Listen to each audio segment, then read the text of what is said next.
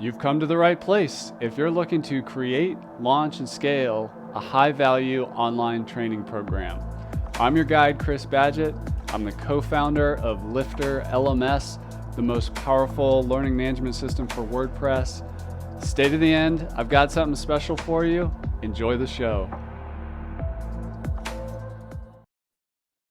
Hello and welcome back to another episode of LMS Cast. I'm joined by a special guest. Her name is Susan Vosh. She has a software called Enlightened Hire. That's at enlightenedhire.com, which helps licensed professionals and students take control of their job search. She's big in the spa niche. Welcome to the show, Susan. Chris, I really am excited to be here today. Thank you. You know, one of the biggest problems that entrepreneurs face and, young people face, or not necessarily young people making a career change, is finding each other. And I know I struggle with this a lot in terms of hiring. I've always been amazed at the challenge of, companies wanting to hire, and they can't find good people, and people wanting to get jobs and they can't get the job. There's like this friction there.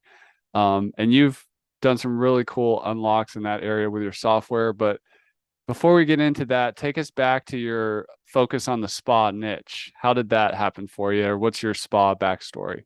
Sure. So it's salons, spas, and barbershops. Those are the niche that I work with. And I am a 28-year veteran hairstylist, former salon owner. I became a salon owner when I was 25, and so some time ago. And in that process, it was before really all of our online offerings were happening. However, not much has changed. And so I realized as a salon owner that all of my resources were, from product companies, and really their main goal was just to get you to buy more. And so their education and their website, everything, sent you back to them. And so you weren't really communicating with anyone in the industry, except for your sales consultant and your employees. So it was quite lonely. And this is something that I've learned that most salon owners hear. And after salon ownership, I did that for 5 years and realized a lot of getting that exposure for myself and my opportunities as a very small business owner was difficult. There's salons are like churches, they're all over the place. and everybody's very unique and different. And so I kind of took those ideas, and in sort of a life change, I decided that, maybe hair wasn't something I wanted to do full time. I really wanted to help people. That's my goal. And so I just started offering a personal service, really advice for salon owners, hairstylists, estheticians, massage therapists, barbers, nail techs. And so that's really where it started. And that was in 2018. So that's, and it became kind of problematic. So I needed to find some solutions to my own problems in addition to my clients. So how are you helping them? You were helping them find each other, like creating the marketplace for job opportunities? Our industry largely goes on referrals, who location, that kind of thing. But we have such a high turnover that people are starting to realize that that's not really the way to go. There's job sites like Indeed and ZipRecruiter, and people really just don't use them in our industry for whatever reason. And so I just wanted to be able to kind of direct traffic. If someone wanted advice, the owner was open to me sending people. I'd go in, get to know them, and then the licensed professionals that would come talk to me, I would get to know them, and then I would just sort of give them a list. Okay, here is salon A, B, and C. This is who I think you should go talk to. Let me know what you think.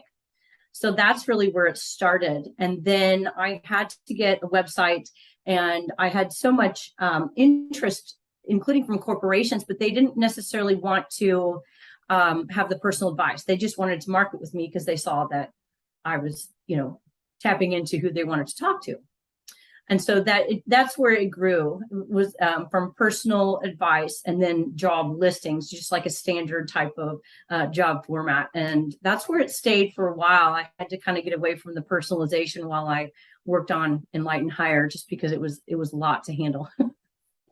What's the main issues surrounding the high turnover? Whether, I mean, and maybe generalize it for any kind of niche. Like what causes that in some places? I feel as if it's largely miscommunication. And that miscommunication is based on not being able to really clarify not only what you want, but what you offer. And so that ends up, in hurt feelings. It ends up in disappointment. It ends up in all kinds of difficulties. It's a lot of, well, I didn't know. Well, had I known this, had I known that.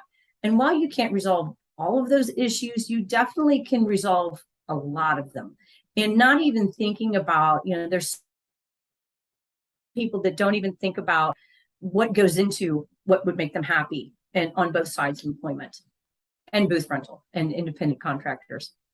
So if you're doing that manually or with software, how do you surface that stuff so that the connection is much better and a better fit?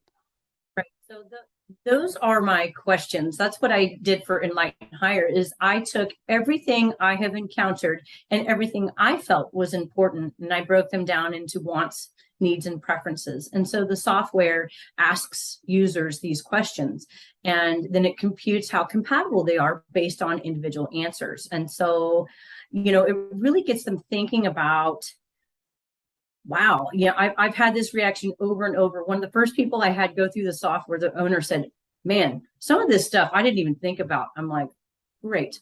That's great, because it is important. These are things that the licensed professional wants to know in order for long-term happiness to be more probable. What's like an example that, you know, question or answer that gives that kind of signal that they may not have even thought about? Marketing expectations, a big one.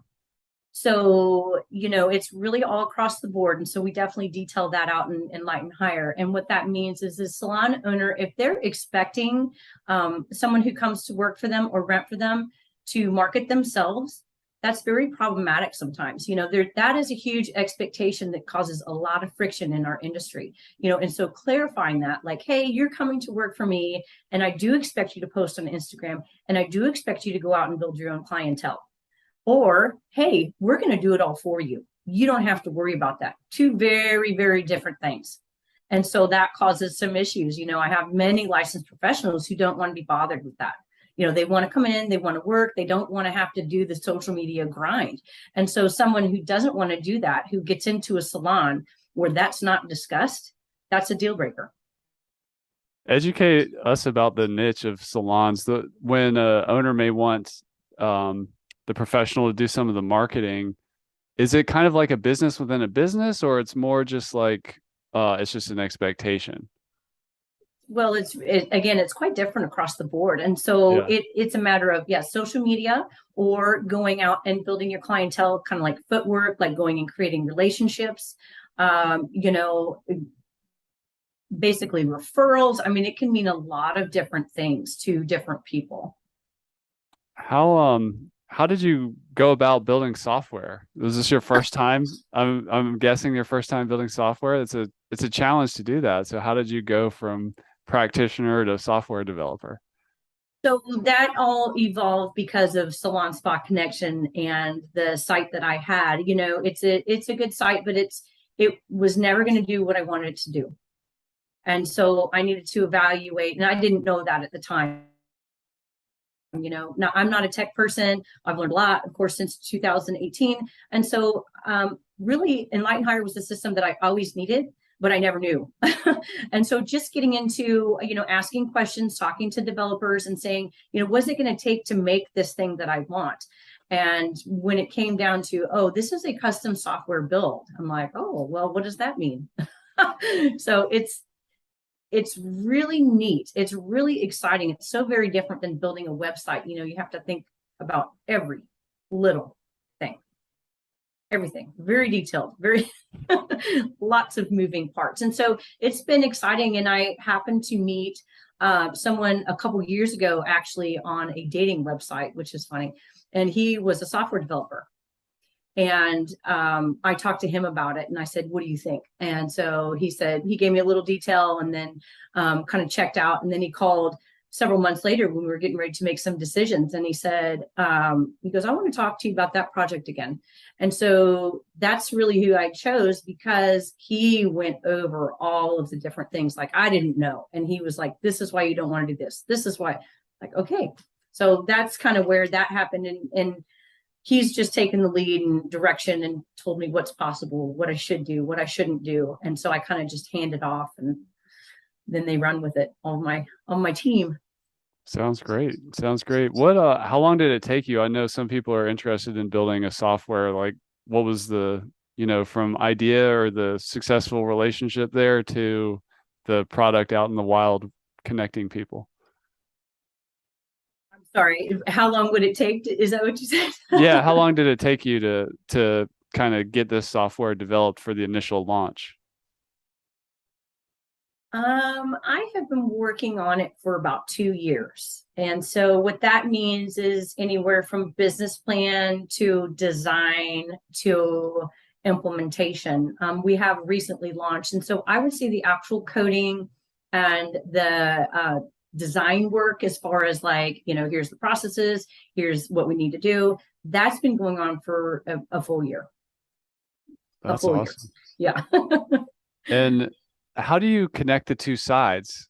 Like, how, because you almost have two people you have to market to here. So how do you do that? That's one of the hardest things in software, to build a marketplace that connects two people. So that's what I have learned with Salon Spa Connection. The licensed professional is hard to reach. Okay. And so really our owner or our customer is the salon, spa, and barbershop owner who needs that pre-qualification and, kind of filtration help and something to organize all of their applicants. Yes, definitely hairstylists, barbers, they're our customer as well. However, their needs are very fleeting. And so they go, they're looking for jobs or they're looking for opportunities, really not often enough to really call them our customer. Our customer is the salon owner. And you have the schools and the students on there. Tell us more about how those players fit into this. Schools, this is huge. They have a lot of issues just because it's difficult to run any school, let's face it. And then you've got cosmetology school and aesthetic school and barber school. So schools use it as kind of an administrative role. And so what they can do is they can invite students in and they can help coach them on the answers that they're providing in order to get that right fit. Students can use it as, obviously a job application. It is a digital job application. And they also use it as kind of benchmarking. They're kind of looking at how they're responding to things. And as they grow, they can change those things as well. They also have the ability to compare themselves to models, which is something we're working on now. So students can go in and take their own profile and kind of do a mass comparison to salon owners all over the United States. And so they see like, okay, when I fit with this one not so much, and this is why.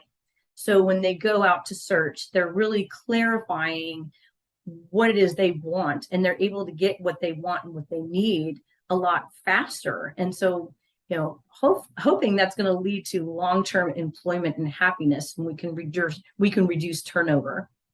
So students are on their way to being licensed professionals. Is that how that works? Very cool. Very cool. What plans do you have for the future to like grow this out or add more stuff? Like where are you going with it? There's a lot there. I mean, it's, this is what I've learned with software development. You get an MVP, and that's what we have, which is a minimum viable product. And so it does everything I want for my owners and my licensed professionals as far as the application process. So that we're building that model feature. We're also building a culture check feature for owners where they can go in and they can use it as a team comparison. And so they can really kind of detail where their team is not really aligning and either work with them or implement some strategies, to increase overall happiness. We're working on a working style assessment.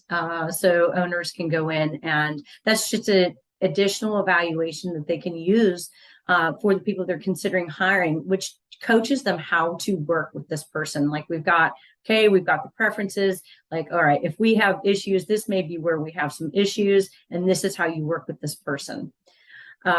We will have a digital job board at some point, and so that's kind of off in the future right now. We have to absorb Salon Spa Connections technology. And so when a user logs in, they'll be able to see how they fit with everyone, rather than filtering through all these different jobs. So that is that. And we're also building our matchmaking program right now. We have kind of basic offerings for matchmaking, but these are people, this is what I built my business on, was people asking me for help. And so these are licensed professionals who are like, I don't really know where to go. I don't know where to start. And so we have actually matchmakers right now across the United States who are advising licensed pros and basically connecting them with owners who are compatible. And so that's just at the beginning, and that's just going to grow and grow and grow. It is such a unique opportunity to help people in that way. And I think that may be the thing I'm most excited about. I'm not sure, but I love that personalized service that we can provide, yet being a software company. I love that. And I love how niche this is. It's like it's kind of like a personality test, but it's more like niche specific to what goes on in this industry. How much do you think of the assessment as a personality thing versus a preference thing? Like what kind of comprises all that? It's all of that, Okay. I think with the insightful person, the insightful user, if they're going to go in and use their answers, in comparison to someone else and see how those people are answering, they're going to be able to make some predictions. If a licensed professional is responding that they want to be independent, yet they're applying for an employee-based type of environment, that's definitely a prediction that owners can make on, like, okay, this person may not be long-term.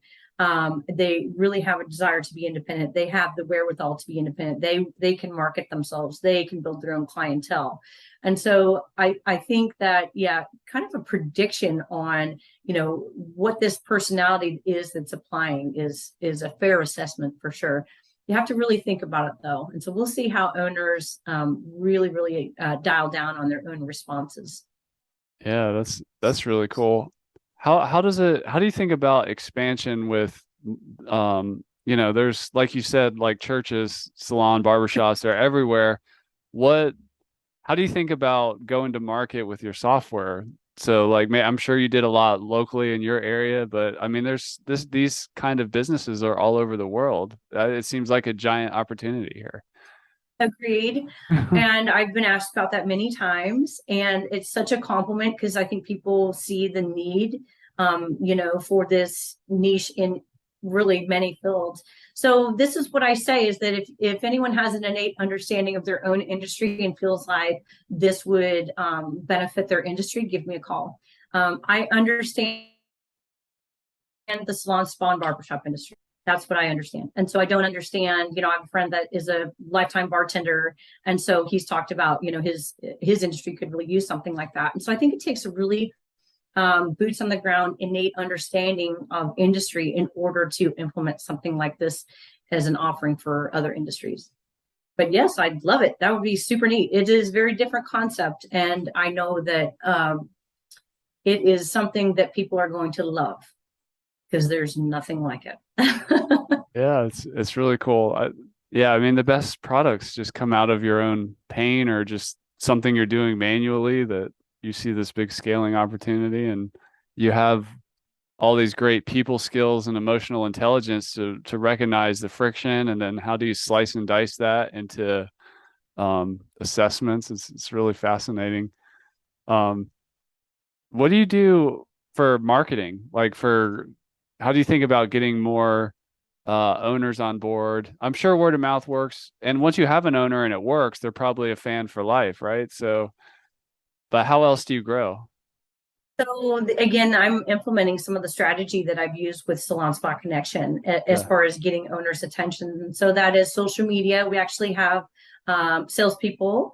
We have 8 salespeople that are now working across the United States and connecting states. And so they have They'll be walking into salons, bringing something tangible. They have social media outreach. They are emailing, they're calling. And so that is really our marketing strategy right now, is just creating that awareness. We do offer a free trial. And so there's no, you know, reason for owners not to try it. It's like, hey, even screen one of your own people if you're not hiring at the moment. And so really, our industry is really heavy on social media. If you look at salons, Instagrams, and Facebooks, it's all about, putting the hair pics up and, oh, look at the, beautiful eyebrow wax or the badass haircut, And so social media really is our biggest concentration right now. And so we will see as it develops, really what works and what doesn't work. I'm just implementing the strategies of what I've already done here in Kansas City, just on a larger scale. Super smart. How do you think about the pricing with, I think you said and when you used to do it just kind of manually, you only got paid if the connection was made. Does the software work the same way, or is it different? It's different Yeah. because what I realized with that business model is that it's extraordinarily difficult to do. Yeah. And so what I did was I based pricing on how many applicants owners will screen. And so they can buy, even a $10 a month subscription if they have really minimal hiring needs, if they're not screening many applicants, if they're not, getting many applications. And so, $10 a month for 2 applicants is a hell of a deal. And then, if they don't want the subscription model, that's fine too. We have what we call bundles. And so you can just kind of buy a set number of applicants. And then when you run out of that, you can buy more. And so I designed it because there's owners have so many different needs. And I didn't want to, I wanted to provide something that everybody could use. And so, no, they don't start paying for it until they go past the free trial. So they get the free one no matter what. They don't ever have to pay for it. They can see how it works. If they don't like it, they don't have to use it. If they love it, they can just base, how much they pay on how much they use it. That's awesome. A couple customer success questions for you, just with people onboarding into the software. Um, if some of these salon owners perhaps are not super techy, maybe some are, but how do you help people kind of get into the software and really learn it, make sure they set it up right and all that? Right. So, that it will likely be an issue for people just because we don't have a very tech savvy industry. However, the software does walk them through the entire process with no deviation. I learned that early Yeah. on. You've got to have it go from A to Z with no breaks. And so we're doing videos right now. We'll have first time user hints. And so when they come in, once they've completed the sign up process, and when they go to their dashboard, they'll have all these different, things that are going to tell them, hey, you do this here, you do this here. It is pretty obvious, when you get in there, you can see where all of your applicants are, or as a licensed professional, you can see where your owners are. And so it is relatively self-explanatory. However, the more people that use it, the more feedback we get, the more we're going to know, okay, we have to do this, this, and this. And it doesn't take very long for us to resolve those issues, because I'm quite sure that, there will be some, but we're very hands-on, we're very responsive with customer service. And so when people have issues, all of our emails come right to us. We from the email server. So it's very easy to reach us, contact page. So if anyone has any trouble, it's our utmost priority to make sure that it gets resolved. If somebody is serving kind of a main street business, what advice do you have for setting up sales folks to go out into the world and try to bring in leads? Like what works for you? So it's always, I could tell you what doesn't work. Okay. Man, I get a lot of solicitation, and it's kind of that pepper spray of, stuff like just oh God, like, spamming. I just had one today spamming my LinkedIn, Okay. that doesn't work. Harassing people and just kind of, Yeah. let's just see what happens if we just, DM people and, I would say that at the personal touch, you start there, you start with the really, really engaged, listening to people, finding out what their pain points are, and then you design a program around that and reach people. Salon owners and spa owners are busy and they usually have a gatekeeper. And so you would have to get past the gatekeeper to get to that salon owner. And so it's figuring out where your customers live and how to access them and building it around them. Marketing changes all the time. And believe it or not, even a postcard works very well, because in the days of email, people aren't touching things as much. It's like, oh, hey, look at this. I got this cool postcard. What is this? I mean, it works with me, actually. And so I think, experimenting on a very, very small scale and finding out what works and then just kind of growing from there is the best piece of advice that I have. Because it's easy to spend a bunch of money on ads. And like, I've done Google ads, I've done Facebook ads. And while that can be effective, for my business, I haven't found it to be overly effective. Solid advice there. What are the main pain points for a salon owner? Like you mentioned the high turnover, like what else is there? Like where is the pain when somebody's trying to recruit for their business? What else? Like, I'm just thinking with a marketing hat on, like there's high turnover, but what else is going on that makes the desire for your software interesting? I mean, there's so many, really. I mean, obviously, it's the same for all people right now, all business owners, which is the amount of applicants. That's a Yeah, the problem. size. Yeah. Yeah, absolutely. And so, I would say just understanding who you're interviewing and knowing how to move through that process faster, as far as like getting, okay, so if you don't use the software, your onboarding from connection to hiring is very intense. And so to shrink that and make it better and more efficient and keep all your stuff in one place, I would say that's going to be the most attractive thing, because it's difficult. I mean, you're talking most independent salon owners are doing all this themselves, and the marketing and the business stuff and hair or makeup or whatever all the time. And so that sort of time spent on, moving through the applicant process, they get ghosted all the time. My software, you click a button and it sends a message, no ghosting. I think ghosting is the rudest thing. But so there's just, it's multi-layered, quality of applicants too. So that's an issue I can't really help. I'd like to create some mentoring, a good mentorship program, but the quality of applicants right now, I don't know if it's a generational thing or what it is, but and understanding how to work with those people, the ones that don't know how to talk on the phone, or just totally checked out and don't know how to talk to people after COVID. And so I would say that's also an issue, and I'd love to be able to help resolve that too. So I'm sure that will come to me at some point. What advice do you have for business owners who have an opening and they're trying to get eyeballs and traffic to their application? Froze on me. Oh, I think we're back. What advice do you have for business owners who are trying to get traffic or eyeballs on their application? Oh my gosh. Well, I have a whole course on that, actually, because of that very issue. There's two kinds of owners. There's the owner who just throws some stuff out there and is like, where's the applicants? Where are they? Where are they? And then there's the owner who's like, okay, there's a way to get to them, and I need to find out how to do that. And so I actually offer a course for those owners, for the latter owners who want to be better self-recruiters, who want to learn, how to get the attention to those applicants, or to their social media or to their website. And it's really, it's complicated, yet it's not. Like, it's a process. You have to have, visuals are big. If you don't have a website, if you don't have updated social media, those are basic principles for most people, but not everyone. And you would be really surprised if it's across the board. And so if they want more attention to their application, if they want more attention to their business, there are definite great processes in recruiting that are ethical, that I have a whole course on. It's called Recruit Like a Pro. That's awesome. Yeah. Okay, this audience here in particular is really into course creation and online learning and teaching and that kind of thing. What tell us about the idea to create that course as opposed to a blog post or a video or whatever? Like where did the course come from?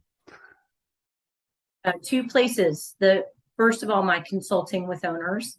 That was the biggest thing, is that they were asking over and over and over again. Of course, I'm doing everything I can with Salon Spot Connection to get as many applicants for them as possible. However, my attitude is they are their own best advocate. Truly. I mean, they have more power as an individual than I do as someone who's helping everyone as far as recruiting is concerned. And then I would say, based on what I've learned with Salon Spot Connection, what gets the licensed professionals' attention? What is their language? Where is it they're going? What are they looking for? And so those two things, my consulting and then my abilities, because I started Salon Spot Connection with nothing. I mean, I didn't even have social media. I didn't know how to work social media. And now we're up to almost 5,000 followers just in Kansas City. And so I'm really proud of that, because it's, we've got about 3 million people. So if you kind of segment that down to our industry, I'm really proud of that. We've worked our butts off and learned where they are, how to reach them, created those relationships that get results. And so I think owners need to know, based on what I've done here in Kansas City, as far as getting licensed professionals to take action. That's what they need to understand and implement into their own businesses. So that is why I created a course, because it would be, it's long. It's 6 weeks long. It is, several videos per week. You get a download that you can take and have forever. It's just kind of that evergreen opportunity for owners who are proactive. If you're not proactive, you won't like the course. And so if you are proactive and you want to grow your business and you don't know how or where to start with getting recruiting going, this is the course for you. Wow, that's awesome. That's Susan Vosch. She's from enlightenedhire.com. Where else can the good people of the internet connect with you? Well, we try to be all over the place. Our social media bios, on Facebook and Instagram, we have that multi-link bio, and it's got all kinds of options. We also have freebies, and if owners are interested in trying our software, definitely just send us a message in DM. We have really proactive people who are helpful on social media. And so it's at Enlightened Hire, or even on Facebook, Enlightened Hire. And of course, you can send me a friend request or connect with me on LinkedIn. And my last name is spelled WOS. Awesome. Susan, thank you for coming on the show, and thank you for sharing your wisdom with us. We really appreciate it. It was a pleasure talking to you. I really appreciate the opportunity, and I hope to connect with you again. And that's a wrap for this episode of LMS Cast. Did you enjoy that episode? Tell your friends and be sure to subscribe so you don't miss the next episode. And I've got a gift for you over at LifterLMS.com/gift. Go to LifterLMS.com/gift. Keep learning, keep taking action, and I'll see you in the next episode.